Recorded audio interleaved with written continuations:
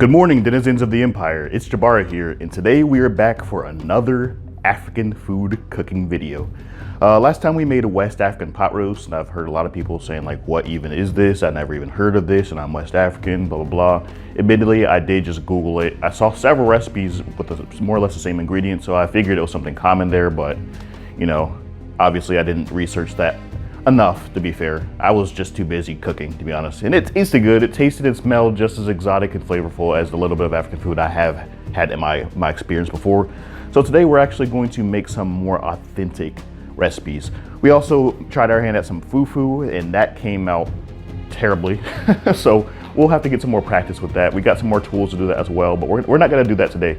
Today we're going to be making jollof rice and Kati Kati grilled chicken.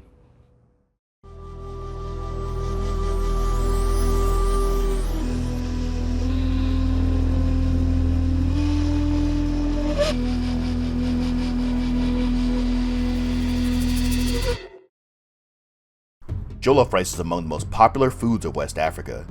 It consists of rice mixed with a finely blended combination of onions, peppers, tomatoes, and spices, and may also include meats and chopped tomatoes and onions.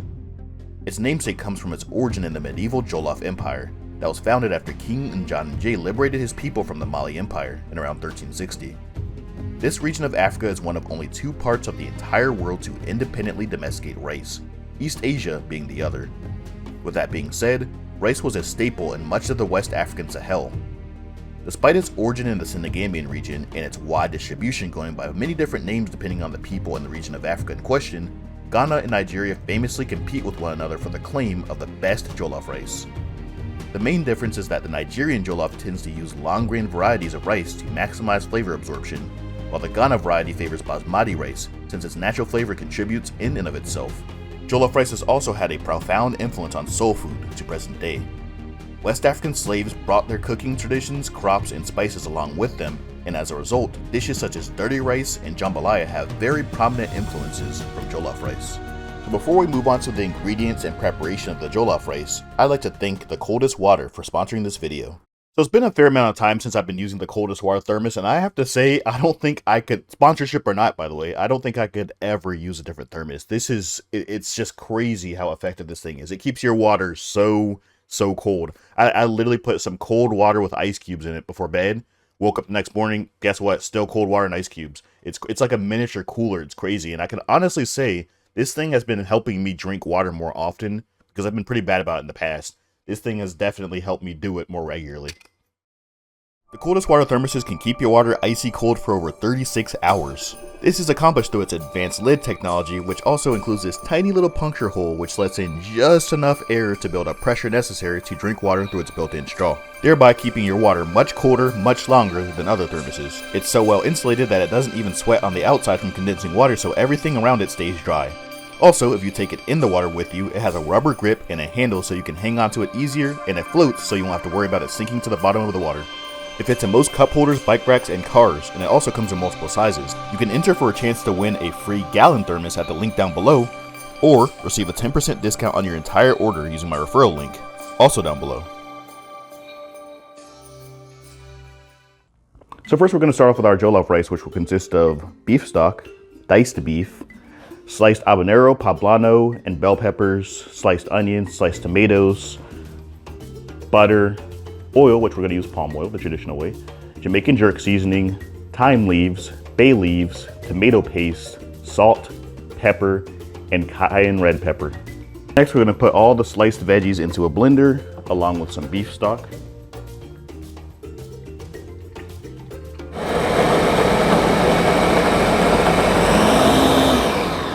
Alright, so basically you just want to get it nice and smooth.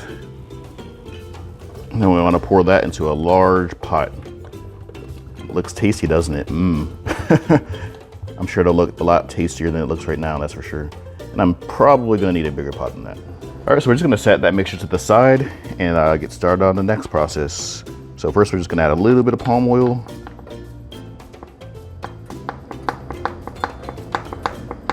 Admittedly, I do not have enough onions for this next step, but if you want to do this, just add a little bit more onions. It's what I get for freehanding things. I'll look up recipes, but I always freehand it and it always comes out better. So Yeah, let's just go ahead and melt down some of that palm oil. And I have a dismal amount of onions, look at that. So, but yeah, definitely should have gotten extra onions. I mixed way too much in that blended mixture earlier. So we're gonna saute those for a few minutes. And while that's going, we're gonna just add a little bit of salt too. Go ahead and get started on the beef. Put this on the back burner, just a little bigger. Give us a little bit more room to work with. And we'll just lightly season that with a little bit of salt. Nothing crazy right now. That going, we're just gonna add a little bit of pepper. Should probably go on the bigger mouth of it. There we go. Add a little bit of pepper. Add some of the cayenne pepper as well. Same thing, big side.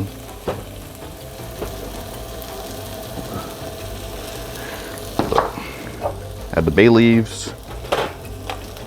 Yeesh. Jerk seasoning. And hell, we even add a little bit of curry powder in there as well.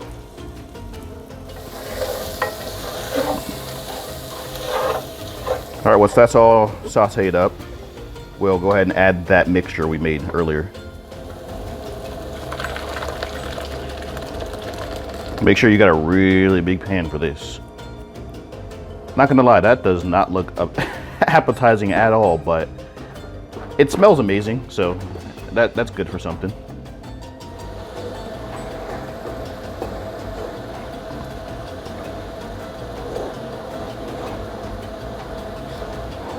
Okay, now it's starting to look a little more appetizing.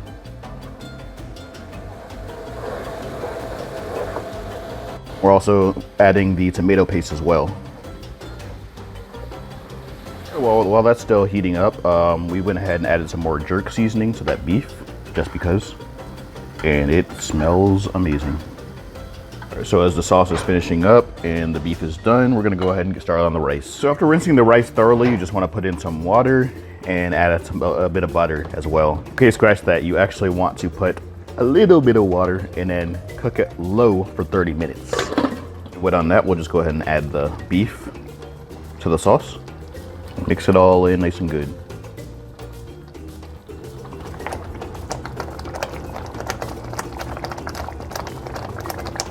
All right, so this sauce is really thick and smelling really good now. So I think it's about time to turn this off and then just put on the rice. So the rice, went ahead and covered it. I mean, not only is this lid mismatched, but I also covered it with some foil as well to just really seal in that moisture and just get it a nice thorough steam. All right, now that the rice is all done, nice and fluffy and steamed, we're gonna go ahead and mix it with the sauce. All right, so it's all mixed in together and it's looking delicious.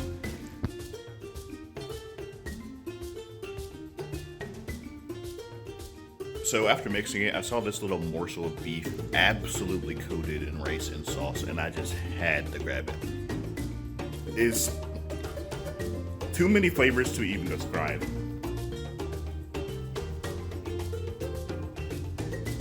Now that the rice is done, let's go ahead and heat up this grill for the Kati Kati. Kati Kati is a traditional Cameroonian dish created by the Nkom people of its northwestern province. It consists of seasoned and grilled chicken that is then lightly simmered in a sauce, consisting of tomato puree that has been fried in palm oil.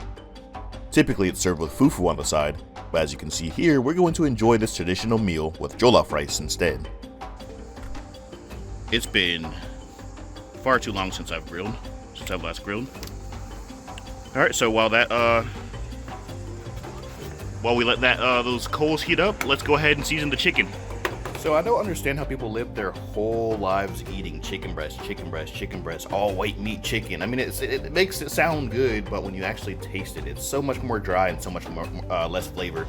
I eat dark meat pretty much exclusively, and chicken thighs are definitely my favorite cut, so that's what we'll be using today. As the seasonings are concerned, we're gonna have salt, garlic powder, pepper, onion powder, and red cayenne pepper.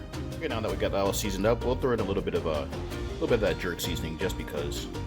Can't go wrong with jerk seasoning, especially when you're grilling stuff. So, and we need to blend some more tomato paste for the sauce. So let's go ahead and do that. All right, so my coals look sufficiently hot. So let's go ahead and spread these things out evenly, and go ahead and put the chicken on.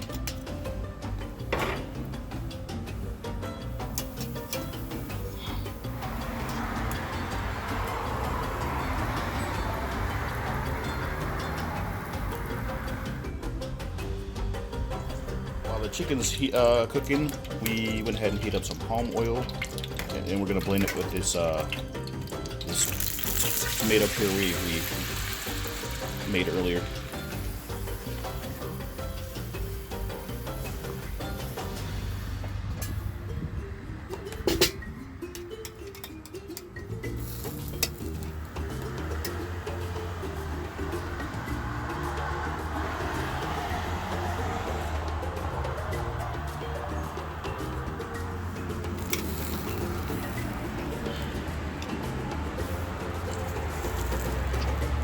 So I'm not going to add all of it in because I frankly don't think I really have enough sauce for that. So we'll just see how this goes. Okay, so I thought we could make it work with a sauce, but as you can see, it was looking pretty dismal. So here we are. We're about to go pick up some more tomatoes, and while we're at it, we're going to get some onions too because we're a little short on the jollof rice. We also need some onions for this recipe as well, but they weren't really a big deal because it's just, I mean, the onions, it's just chicken, you know. You don't have to have them, but you know, might as well. Mostly for the jollof rice. Here we are. We got the tomatoes, onions, and ice cream. Yay! Because that's completely necessary for the recipe.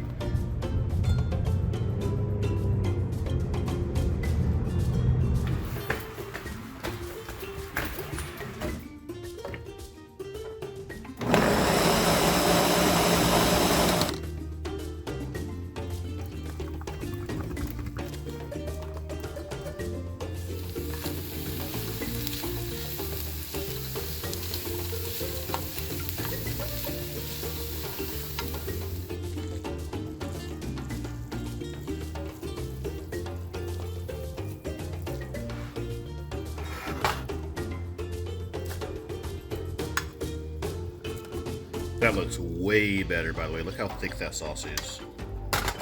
Like, it doesn't even move. Before it was like pretty much just, might as well have been frying the chicken, you know? Really glad I went out and got those extra tomatoes. And the onions will definitely add a nice little extra layer of flavor and texture to it as well.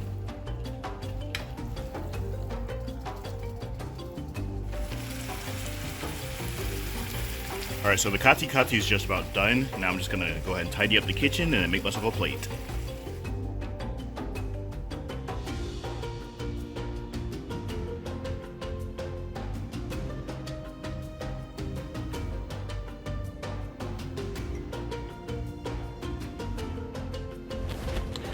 So as with last time, I apologize for the absolutely dismal videography.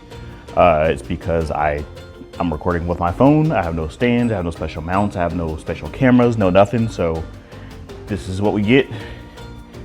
Admittedly, I have already tried this, by the way. I couldn't resist the smells. I did try the jollof rice. I actually already showed you guys that, but it was just one little tiny piece of meat. I didn't actually get a full bite. And the chicken, I've tried the chicken by itself and the sauce by itself, but not both at the same time. So here is the official taste test of everything.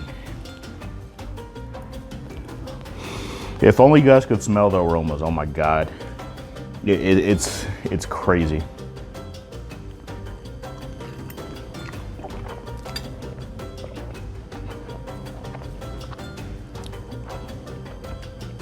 It's so many different flavors, like you can't narrow it down to just one. Like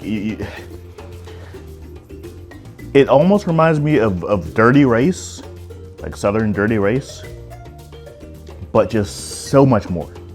But that's the closest thing to relate to dirty rice. Some very spicy, well-seasoned dirty rice.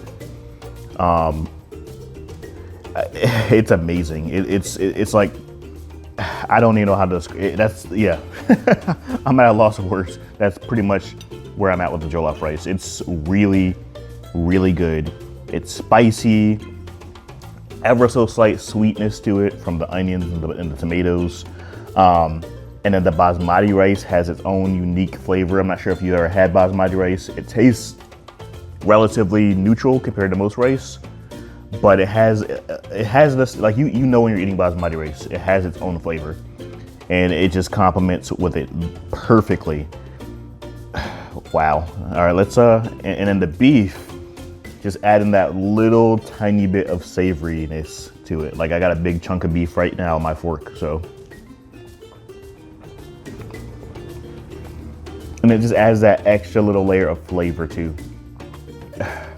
Yeah, I don't understand why this kind of cuisine is not more popular here in the US. I really don't. Well, I do, but I don't. It's really good, but I feel like some of the dishes could definitely be marketed a little differently, slightly modified to cater to the American taste bud, kind of like what Chinese restaurants do. But at the same time, their own unique flavors that make them taste West African, that make them taste African period, are amazing. It's just some of them might take you off guard. This particular dish, the jollof rice, no modification needed. It's perfect the way it is, 100% perfect the way it is. This should definitely be a normal thing we find in restaurants all the time.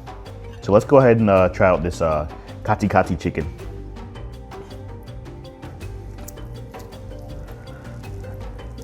Okay, this is gonna be kind of messy to eat, but there we go.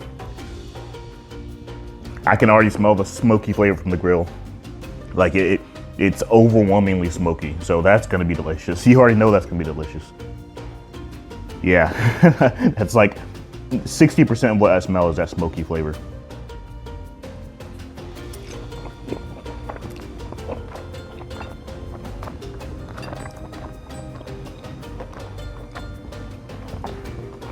Unbelievable. Unbelievably delicious. It's just like with any other barbecue, you just get overwhelmed with that smoky flavor. But then you got that onion and then that tomato palm oil sauce perfectly complementing it. It's like you have this idea of what grilled meat should taste like, what barbecued meat should taste like, and you get that basic smoky taste, but then just this whole new layer that you just, whoa, like you're not expecting. Wow. I'm gonna eat this whole thing. That was amazing. For sources, check out my website, linked below. If you'd like to support future projects, you can do so there as well, or by clicking the join button below, or by becoming a patron. I hope you all enjoyed the video. Thanks for watching as usual, and always remember, we don't come from nothing.